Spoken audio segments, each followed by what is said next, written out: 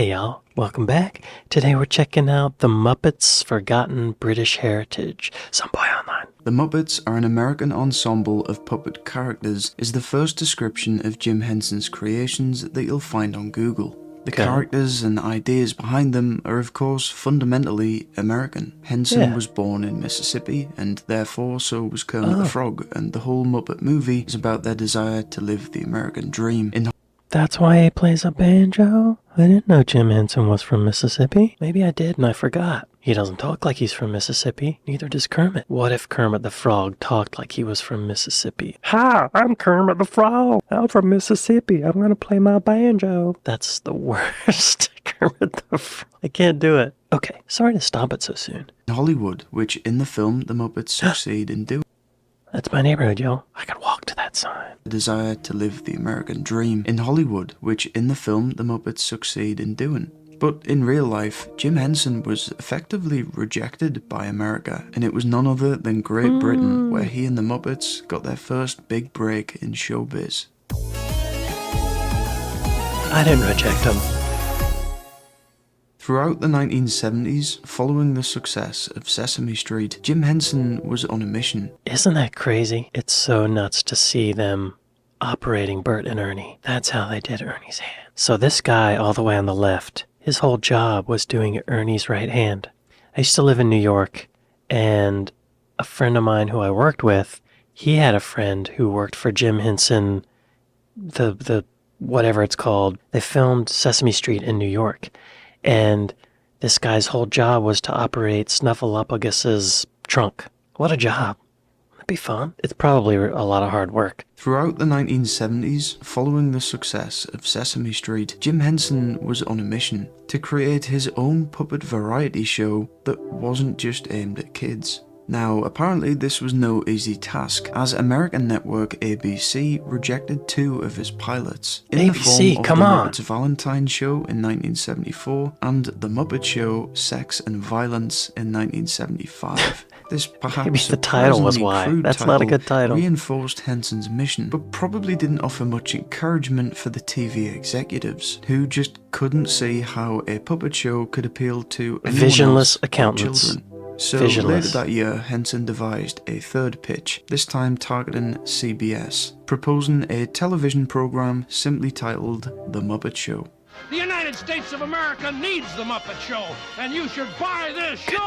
The Muppets will be famous, and CBS will be famous because come on, CBS. Show on our hands. CBS passed up the opportunity to produce the show, as did every other major network in the US.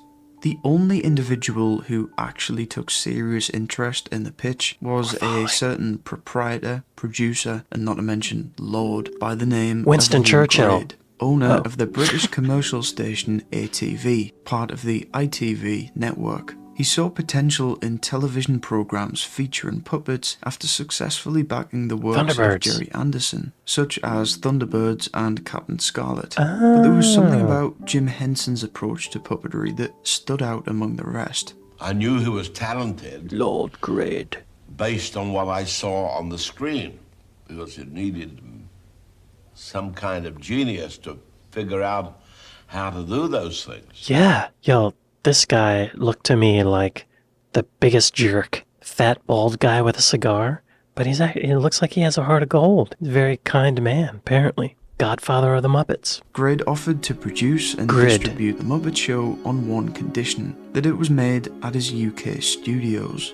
This would be quite the upheaval for everyone involved, but it was deemed to be the right move, and Henson accepted Grade's offer. So it may surprise you to know that all 5 seasons of The Muppet Show, totaling 120 episodes, were actually filmed in ATV Elstree Studios in Borehamwood, just north of London. I think I did know that The Muppet Show was filmed in Britain, but I only learned it recently. I don't think I realized that it was so rejected by all the the American TV companies. A far cry from the lavish depictions of Hollywood in the movies, it's almost fitting that the Muppets' quest for stardom landed them in such a seemingly unremarkable location, with the rundown studios in the 2011 film not being too far off. Despite this, Elstree turned out to be pretty state-of-the-art and provided the space needed to realise the iconic Muppet Theatre, which Henson based off Old English Music Hall, an aesthetic from the early Victorian era. Yeah, I'm just now realizing that they had to build that. They had to build that so that people could stand underneath the floor. That's a lot of puppeteers. There's some in the balcony. How's that happening? Are they moving? They are. Okay, moving on. With the set being used to film the show for the next 5 years.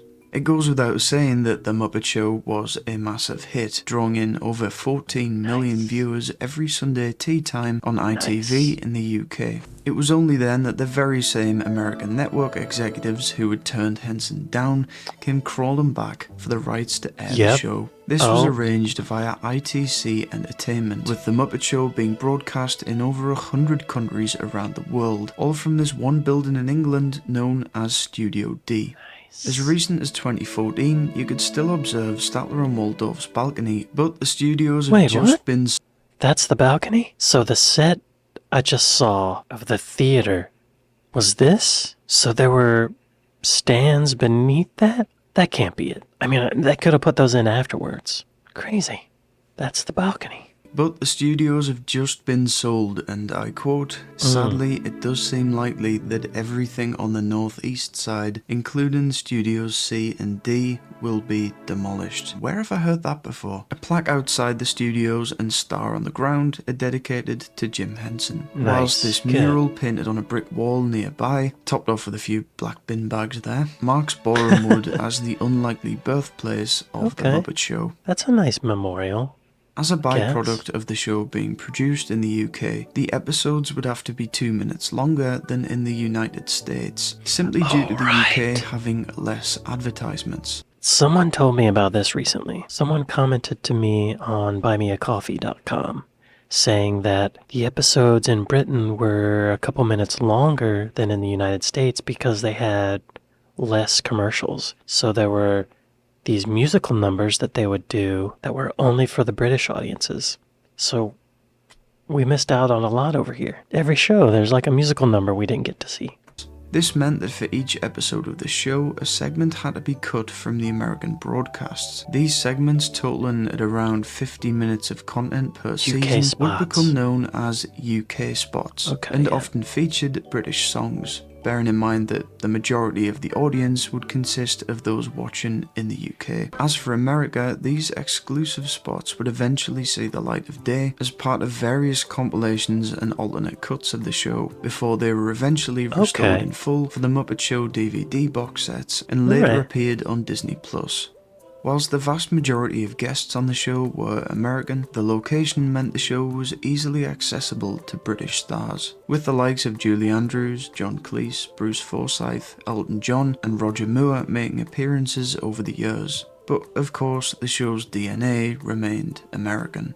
That's so interesting that British audiences accepted a bunch of puppets speaking with American accents. I think it's interesting that the very first TV studio that Jim Henson pitched The Muppet Show to was ABC, and now Disney owns ABC, and Disney owns The Muppets. So it all came back around. With the majority of Muppet characters and their respective performers being from the States. It's where they grew up and naturally drew inspiration from when coming up with ideas for the show. There are notable exceptions to this, however, with the character of Uncle Deadly being performed by Jerry Nelson with an evil English accent derived from Shakespearean theatre. He's a villain. You Muppets have taken over my theatre. Whilst Henson's right-hand man, Frank Oz, was actually born in England but remained for only 6 months before relocating to America. Wow, he moved when he was 6 months The Muppets were so high profile that they were invited to feature at the Royal Variety Performance that year.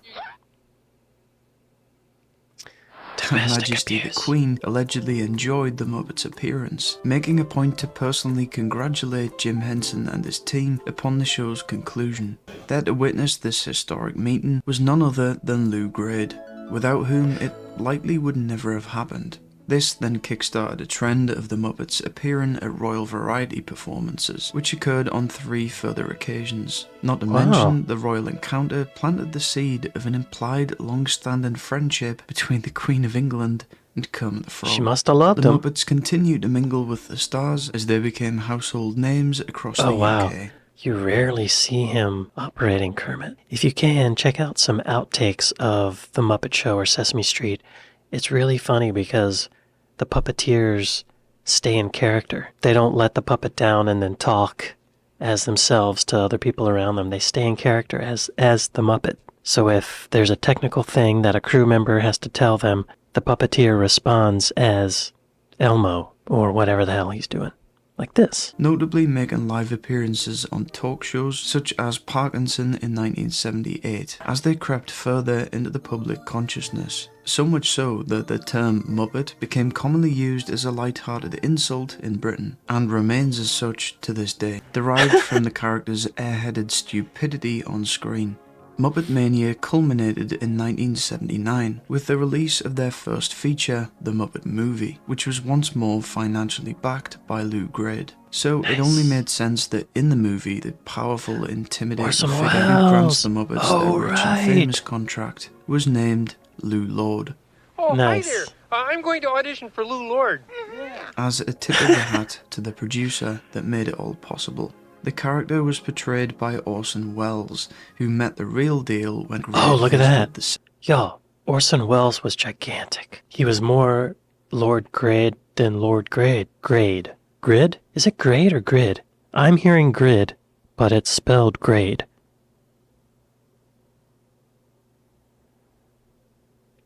Just lost another eyebrow hair. Henson himself eventually moved to the UK in 1979 and remained until 1982, as denoted by a blue plaque which now adorns his former home, 50 Downshire Hill in Hampstead, London.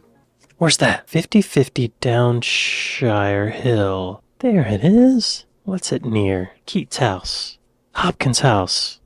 I don't know what those are. Berg House. A lot of houses. Freud Museum, northwest London, near Camden Town, near the Old White Bear.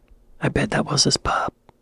Big alcoholic. Just kidding. I don't know. I doubt it. This was opposite his famous creature shop and allowed him to oversee the production of right the Muppet Show, in addition to their second feature, The Great Muppet Caper, which was actually set in London, among many other productions. Whatever you are, whoever you are, welcome to Great Britain.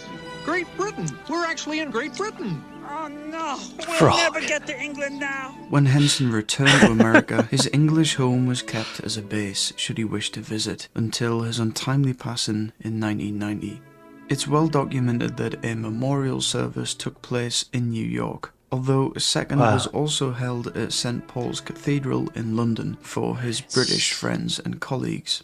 It was there that, in a eulogy, Frank Oz reflected on Henson's love of London and the appreciation that he had for his time spent there, remarking that if he was feeling burnt out from work, Henson would go for a stroll through the grassland at Hampstead Heath and taking a view of the city from Parliament Hill. Where's Hampstead Heath? Oh, it's very near his house, right up on the hill. Where he had a bench dedicated to the late Muppet designer, Don Saleen, with Henson's own name later being added. Nice.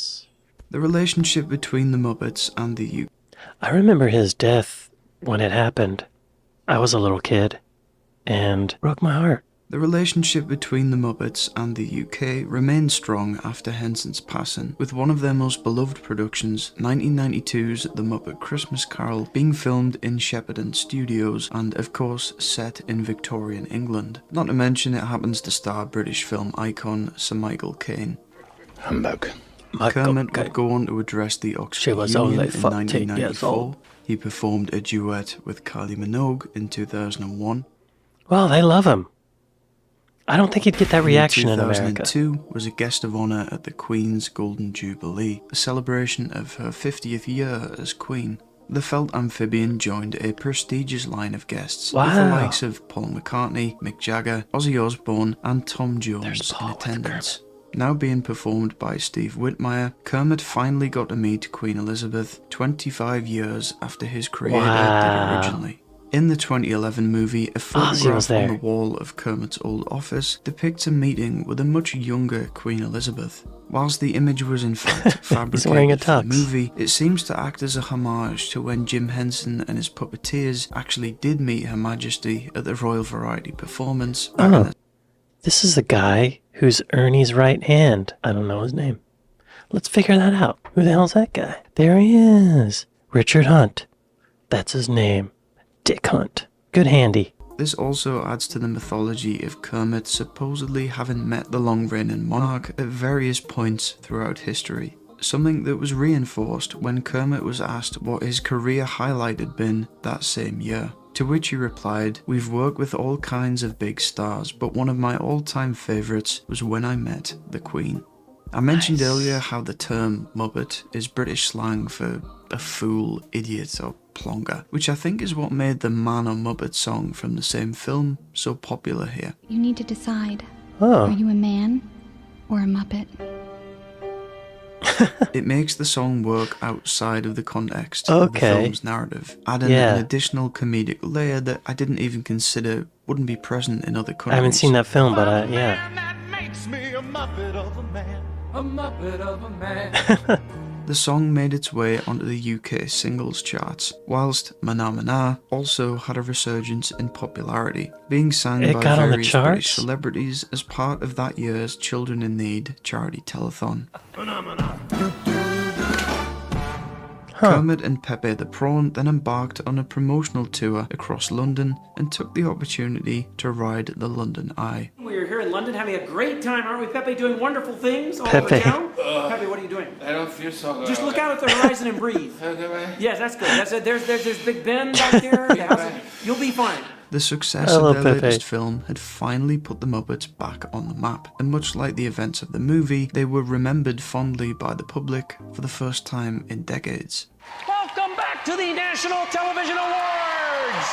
Kermit looks good in it talks, doesn't The he? new film is... That should be his normal thing. It's kind of, I love the Muppets anyway. I've always been a fan of the Muppets, but what I love about them is they tend to work for adults as well as for kids, but this is a film which is just about the perfect family film. I can't say enough good things about that movie. I just adored it, and if you don't go and see it, you've only got yourself to blame. So, of course, a follow-up was made in the form of That's down the street. 2014's Oh, Muppets no, he's not Most really Wanted, and much like the Great Muppet Caper back in the 80s, this sequel was also filmed in Britain and underperformed at the box office. The film's climax sees a heist at the Tower of London, for which the Crown Estate granted the Muppets exclusive access to the actual tower for filming. Nice. In 2015, the Muppets starred in an advertisement for Warburton's, which is an English bakery Really? company established in 1876. Basically, they make bread, and have had many crossover adverts featuring celebrities such as Robert De Niro, Samuel L. Jackson, and Peter Kay. This I can't think of any commercials that they've been on in the States. I don't really watch network TV anymore, so maybe they are, and I just haven't seen it. Pepe! campaign features a huge cast of Muppets singing a rendition of the Muppet Show theme song based around Warburton's crumpets, with lines like We'll eat them with a couple watching Coronation Street. being something you wouldn't expect to hear from the distinctly American Muppets. The Muppets Take the O2 was a 2018 live show that took place at the O2 Arena in London. Kermit was reacquainted with Kylie, whilst Playing that former banjo. Doctor Who stars David Tennant and Peter Davison also made guest appearances. It acted as a follow-up to The Muppets Take the Ball in Hollywood the previous year, with the show being adapted for the UK as a result of its popularity. In the lead up to the show, Miss Piggy and Kermit were interviewed on Blue Peter, though Kermit is at this point being performed by Matt Vogel. Many of the same acts were retained, though some were altered to reference the local culture, with perhaps the most notable being a crossover with Doctor Who. Now, later this same year, something unusual happened. UK broadcaster Giles Brandreth owned a teddy bear museum in Yorkshire that allegedly housed That the Fozzie bear original doesn't look Fozzie great. bear that he claimed was Doesn't look given great. to him by Jim Henson back in the 80s. I met him in a television studio in London. Their neck's too and long. He knew I had The a head's bad too collection. round. He said, would you like the original Fozzie?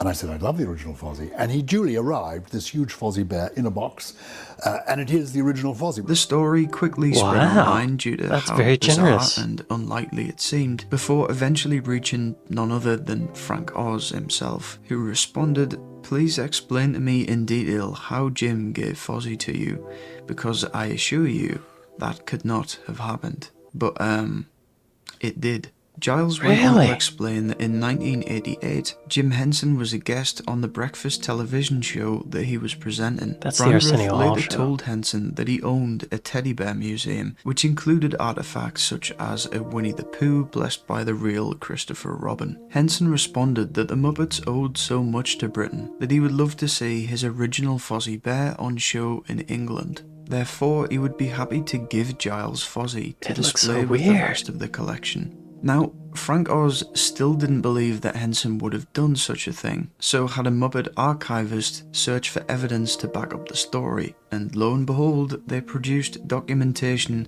confirming that the gift had been made. Oz promptly apologised to Brandreth, and we now have confirmation that the original Fozzie Bear from The Muppet Show resides at the Brandreth Bear House in North Yorkshire, as a thank you to Great Britain from Jim Henson himself. Wow. Nice. Nowadays, there are little homages to the Muppets' British heritage here and there, such as Uncle Deadly sporting a badge denoting him as from Boreham Wood, England, at a recent D23 expo. But the connection isn't something that's common knowledge, so it's been really interesting to dive into. In 2023, when Kermit appeared at the King's coronation waving a Union Jack, I was taken aback as to why he was there. You know, I knew the Muppets were popular in the UK, but I had no idea just how much their history was intertwined with ours. And now, it all makes sense. Yeah. The relationship between the Muppets and Great Britain has been a mutually beneficial one that's lasted almost half a century. But I think the main takeaway from all this is that Lou Grade gave Jim Henson a chance when nobody else did. He provided the Muppets with a platform that they in turn would use to entertain not only the British public, but the entire world. In the Muppet movie, the characters are wary of this imposing cigar-smoking He seems figure, scary, but as it transpires, he's the answer to all their prayers. In retrospect, this was Henson's way of conveying his own story. He was no doubt intimidated by Lou Grade and terrified by the prospect of moving to another country, all in aid of an outlandish dream. But despite this, he persevered, and we're still talking about him today. So I'm sure there's a positive message in there somewhere.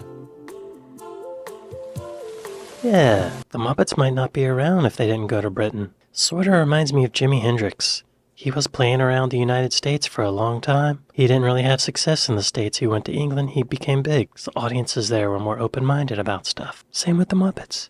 The Muppets are like Jimi Hendrix, y'all. If you ever find yourself in Atlanta, Georgia, there's a museum called the Center for Puppetry Arts, and they have a whole Jim Henson exhibit. It's pretty amazing. They've got an original Bert and Ernie, they've got a Big Bird, a Grover, a Rolf the dog, Kermit, Miss Piggy, Emmett Otter and his mom. They have a whole Dark Crystal exhibit too. It's pretty awesome. If you're into that stuff, check it out. And I want to say thanks to Kate for recommending this video, and thanks to my patrons right over there. Be sure to pick up a mug, buy me a coffee on buymeacoffee.com, and thank y'all for watching this with me, and I'll see you next time. Later.